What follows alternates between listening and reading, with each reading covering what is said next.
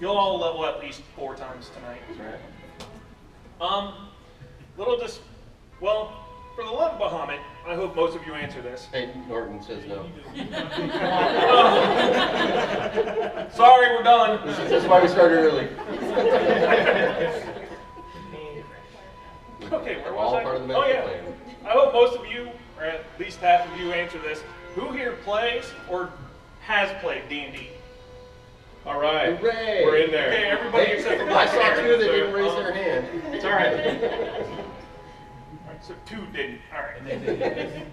All right. And if you don't understand it, for the few of you who don't play, if you don't understand what we're talking about, ask us at the end of the panel. We'll be more than happy to explain. For those of you who are veterans, you might not agree with us, but it's just kind of what we found to make a D&D game and or campaign enjoyable. And if any time we say something that you don't understand, like we bring out a big word like NPC or PC or roll initiative or fire truck or anything, then just look at the person to your left, and say, what the hell are these guys talking about? They'll let you know, so there you go.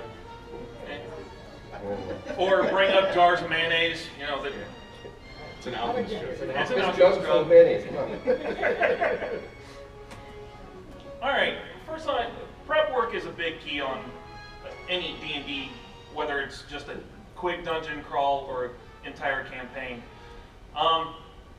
Do you even like playing D&D? That's a big thing too. If you don't like the game, you're probably not going to enjoy yourself if you're, gaming with a friend or two. Knowing your group is also kind of an important key. I can't attest to this myself because in the 3-4 years I've been playing, I've only played with these guys. Tack, you said you played pickup games, and 9 out of 10 times. I've been playing D&D for, I did the math on the other day, for 30 years. Yeah, just real quick, let's introduce ourselves. I did forget that. Sorry, You did. All right. I'm special. This is why we started He's a little early. nervous, guys. Hey, everybody, give Curtis a round of applause. Come on. It's all right, Kurt. I'm going home. All right. Well, they know me by Curtis. Normally, I go by Dan. I've been playing or rolling for about 4 years now. Hi, my name is Jesse Edwards. I've been playing D&D now for about 22 years, primarily as a dungeon master. I have expanded out into just about any role-playing system that you can imagine, whether it be Vampire or Gamma World or GURPS or Shadowrun or anything. Yeah, I am a total geek, and I love that shit. So, thanks for showing up. I'm Valerie Edwards. I've been playing for 18 years. So it's fun. I like it. They're married. She's my wife. Yeah. I'm Jamie Tack, and I've been playing for about 3 years, and I really enjoy it. She's my wife. We have, tight knit circle around here. I'm Jesse Tack, and I've been playing for 30 years. I started when I was 11, so that dates me right there. Oldest guy in the panel. Why is this guy in the panel? I've done both sides of it, DM and player. I enjoy both aspects of the game. And I just go with the flow, have a good time. I'm James Kane. I've been rolling for about 8 years. Started out at 3.5, branched out to Green Ronin, vampires, about anything you can think of. But yeah, it's awesome, and you guys should play. And I'm Curtis's wife, so. But only in D&D. So I'd like to just point a few points that Curtis already kind of stepped up to the plate on is, do you like the game? If you don't like the game, then, it's one of those whether you haven't been around the right group or you just might not be into it. That's fine. Basically what we're reaching out to is, be accepting of all players and get to really know your group. When we started this gaming group out, a lot of people were, wives, friends, people that we've never really met before. And, we bring them into the circle just as a social event because let's get down to it, Dungeons & Dragons is nothing but a social event. You know, we want to have fun. Some of us are a little nerdy. I'll be the first to say that. You know, some of us, we feel kind of awkward in certain, you know, social circles. But that's all right. I think that D&D really gives an outlet to socialize and to get to know your group. And before you know it, I mean, your D&D group will actually just be some of your closest friends that you come to Comic-Con and, you know, talk to strangers about, you know, on this fine evening. So thanks for coming out, guys. We really appreciate it. Okay, we're almost all right.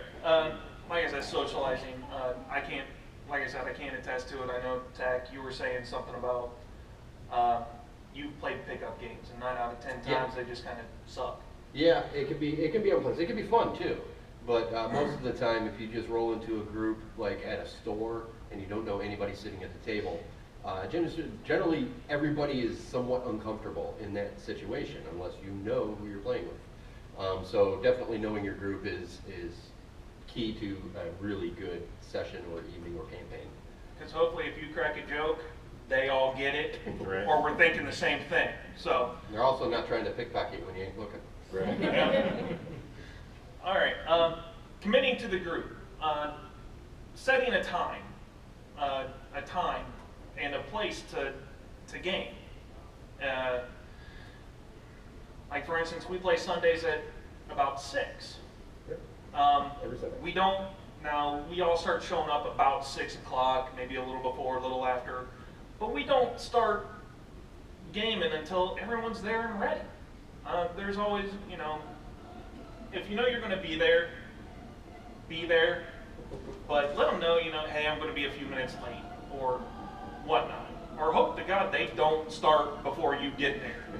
Because you might be lost as crap. Like, whoa, what's going on? Why am I rolling? Huh?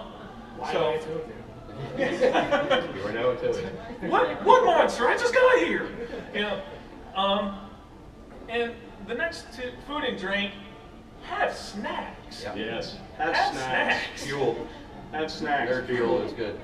Because nothing disrupts a group or a game more than, God, I'm hungry. I'm going to McDonald's. And you know, they leave, come back. Now someone else smells your fries. Yeah. Damn it. Now I'm leaving to go get food. Let's order a pizza. And the entire time the DM's going, shit. Just like, what the hell's going on? We'll touch on that later. Yeah. Yeah. You know, drinks, one thing that I will say, guys, and I mean, this is the honest dug-out truth, I think anybody can attest to it. Since I started gaming at the age of 12, if you don't have a 2-liter bottle of Mountain Dew sitting around, then you're not doing it right. I mean, I've been drinking Mountain Dew for so long that, you know, it's just one of those staples of D&D. Where's the Mountain Dew? I'm surprised we all still have teeth. Mountain Dew. So from here on out, guys, after the prep work, we're going to talk about gaming from 2 different perspectives. We're going to talk about it from the, yeah, come on in, man. It's all friends here. But we're going to talk about You lose from 600 two, 2 different perspectives. We're going to talk about from the Dungeon Master perspective, and we're going to talk about it from the player's perspective. Now, I'd like to just say that, you know, we're not here to really, none of us up here can say that, you know, we're going to teach you to be better players or better DMs or anything, but what we are going to just impart are some things that we've learned along the way to hopefully inspire you, okay, as a DM or a player, because it really comes down to just having fun and having fun with the people that you're with. So if we could, let's go. So don't take anything we say too to heart. Right. We don't want you beating us up. All right, so ambiance. Guys, as a DM, I think that ambiance is very, very, very important. And one of the ways that I like to add ambiance to any kind of gaming group is through music. All right. Barry White, dim the lights. Yeah, right. I mean, we've got music going on right here. I got the little JBL. I don't know if everybody can hear it or not, but you know, let's face it. You know, music is a part of our everyday life. If we're at work, we're usually listening to music. And if you're having a barbecue or a party, you know, on the weekend, you're not going to be sitting there grilling up steaks without some kind of, you know, cool jams on the side. So I would say, you know, definitely get some music going on. And as a DM, since we are talking about the DM's perspective here, draw inspiration from that music. Okay, so what does that mean? All right. Me as a DM, I watch a lot of movies. I love movies, man. I've seen Aliens probably like 250,000 times. I can quote it, all right? Jaws, the same thing. Come on in, brother. Get in touch with the movies or the music that you dig.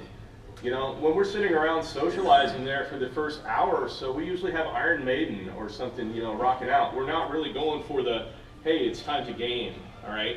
But you better believe that if I put on the Conan the Destroyer soundtrack, everybody in my gaming group's like, well, wait a minute, we're about ready to get serious. All right? We warm up the dice and everything. Warm up the Let's dice. go. All right, so, I don't know about serious. well, All right, fair enough. I get what you're saying. Pick it up what you're laying down. so, and this example right here, you know, this is the next one that we've got coming up. Who can tell me the music? Lord of the Rings. Absolutely, man. 2,000 experience. Oh, yeah. Be signing a note later on. And you can take these to your DM, Yeah. and they're good. It's legit. So if you're DMing a group and you want that kind of feeling, that kind of ambiance, then hit it, man. All right? I mean, come on, let's all face it. We can see the hobbits dancing around the Shire right now. All right? We can see, you know, Gandalf getting ready to set up his fireworks. And if that's where you're going for that, like that story blend and everything, then I say do it. Okay? This can be kind of time consuming, but it's very rewarding. All right? I listen to this stuff while I'm in the car. I'm a big geek. Okay? One time somebody was in my car, like looking through my CDs, and they're like, "Who's this band, Kingdom of Heaven?" I'm like, "No, it's a movie soundtrack." Okay? So you know, you have to commit to it. I listen to this all the time. But as the players in my group will, you know, attest, it's very rewarding. You know, you can add depth to any game by just the music that you play. It's really mysterious. Absolutely right. And if I could, I just want to do an example as a DM here. I'm going to kind of cut this one short just a little bit. But, hi, my name is Jesse, and I'm here to talk about Dungeons & Dragons. See how light that is? Now watch this.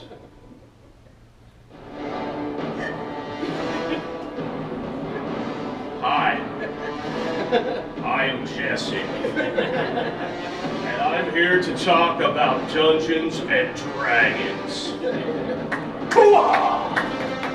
So that's what it can be. All right, thank you. See, that's what I'm talking about. Like, whether it's bringing out, you know, a diplomatic situation or something, it can be light, or if it's, you know, flinging swords. I mean, you can hear the swords crashing. You know, you can hear the yells of combat in this kind of music. And it will really set a pace, and it'll keep your players inspired. You'd be surprised how many times, like, when they're just listening to the music, you know, they just don't go, well, what do you do? Well, I want to attack. Well, yeah, duh. We know that. But, you know, how are you going to? So I say draw inspiration from music, guys. We usually open up our adventures with character descriptions. If you don't tell the DM, if you don't tell the other players around your table, they don't know. They don't know what you're running. You know, and if you don't describe them, most of the time they won't care. I always have our players say, you know, hey, what are you running? What do you look like? And what can you do?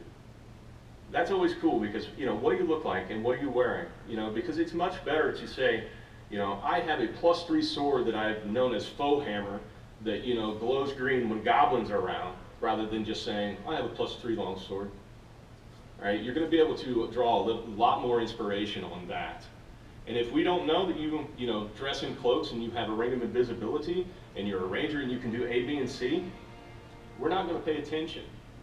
All right. Also, players, when they know what you can do, are apt to remind you of what you can do. Okay, I'm not saying, right. I'm not saying, you know, everybody's been like, dumbass, Boone, you should have done this. You know, but it's like, hey, if you get in a situation, it's like, dude, don't you have that evasion that'll take half away that attack roll that was just against you? Oh yeah, I forgot all about that. You know? Can't you go into rage and hit 4 people at once? Oh yeah, I can do that. We move on to the last adventure recap. I mean, that's important just to make sure that everybody is on board. with what happened last time. Obviously, you can't do that with the first game of the campaign, but Yeah, but you can go into details about your character and everything. But the recap just brings everybody to the forefront and says, hey, everybody remember what happened last time? We're on this trail. This is the path that we are on. Is everybody on the same road? Absolutely. and there All was right. a wagon. And it was a wagon. All right. Next, just as a personal preference, I say let the party play. This is just from a DM, okay? Cooperation is key. If you have a D&D party that fights, it's not going to be any fun if they're fighting with each other, okay? If you got one rogue that's, you know, stealing everybody blind, that rogue's not coming back to my party there the next time. It's like, I'm sorry, dude, it's just not going to happen, okay? Or he'll die epically. Or he'll die epically. Yeah. With a roll behind the DM screen. Sorry, dude, you died. Dragon came out of nowhere, ate the rogue, took off. Yeah. Snatched it right up. All right, so some things to keep in mind just as a DM, or at least the way that I roll. This game is not about winning or losing.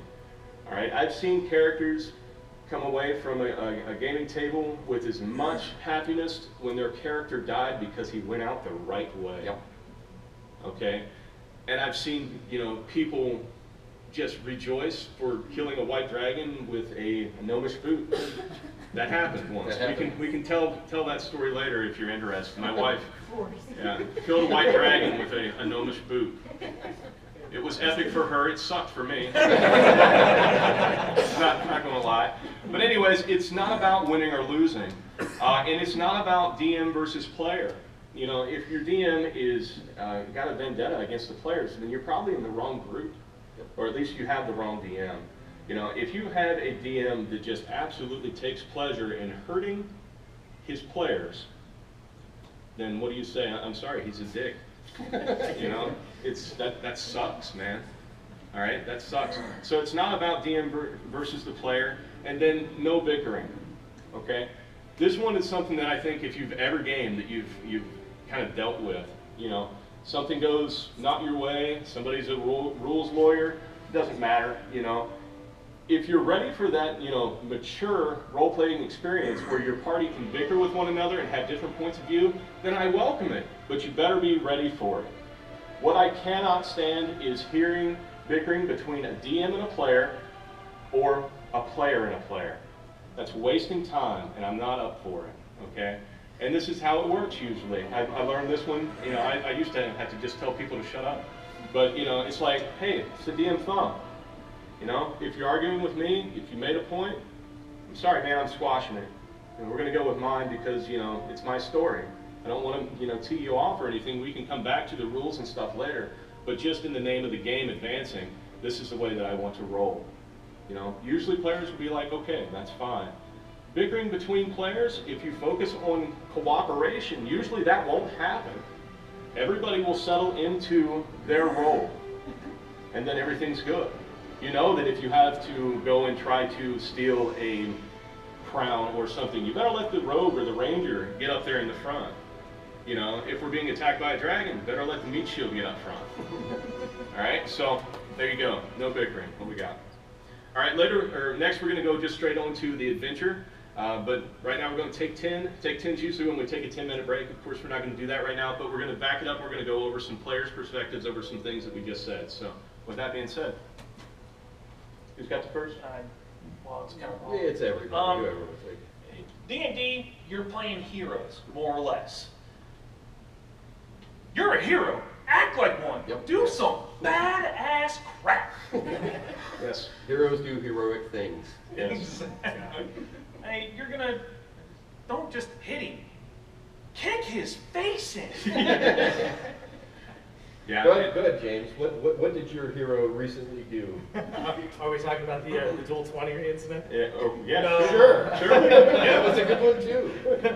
So maybe 2 sessions ago, we had we were chasing down a shapeshifter, and we were in a church, and I go to sneak attack him because our rogue somehow or another pinned him to the wall with immovable rocks. Yeah, it was Yes, like, it was So that happened. It was our ranger. a ranger. Yes. Shot him Immobilized out the air. him.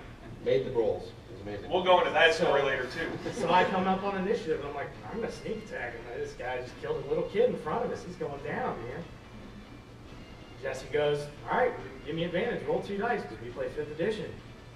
And I, hand to God, double 20s. Roll two And that dice. picture will actually be up here later. I will tell my children about this. And guess what I did, being the DM? Well, shit. You didn't make it. You know what? You just ran over a couple pews, jumped off that last pew, went over the stage that they were having the wedding, and stabbed this doppelganger right in the head. And guess what? He's dead. Because you can't deny people doing epic stuff, man. Yep. And I mean, that's just it. You know, if you've ever been in a situation where somebody just goes, I want to attack. Okay, roll your attack.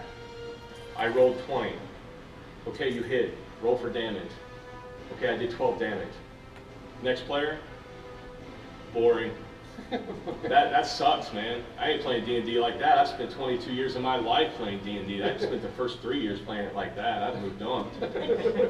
As players, you know, hey, I want to take this guy on. I'm going to advance slowly. I'm going to have my frostbane in my hands. It's white glow, you know, through the midnight and, you know, Be whatever. descriptive, But you know absolutely. what? As a DM, if I have a player say that to me, that dragon might have to give me a morale roll. I don't know, man. You know, because if he's coming up real hardcore, then you got to roll with the punches. So do some epic stuff. Anybody else got anything to add to that? Embrace your character. That's you. Oh. Racer character. Well, contributing inspiration was something that Jesse here already touched on, about drawing inspiration from music and your players.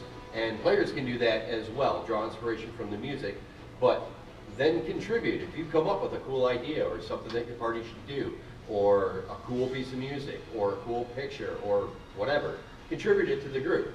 It's, as long as those lines of communication are open within your gaming group, you can't fail at having fun. It's just impossible.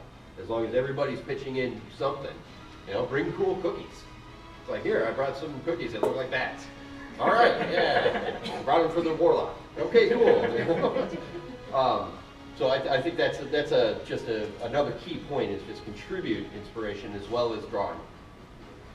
And and we're on player perspective, but as a DM, if you listen to your players, 9 times out of 10, they will give you a really rad idea. You know, not that you should be at the table and just be like, oh, that's a great idea, I'm going to use that.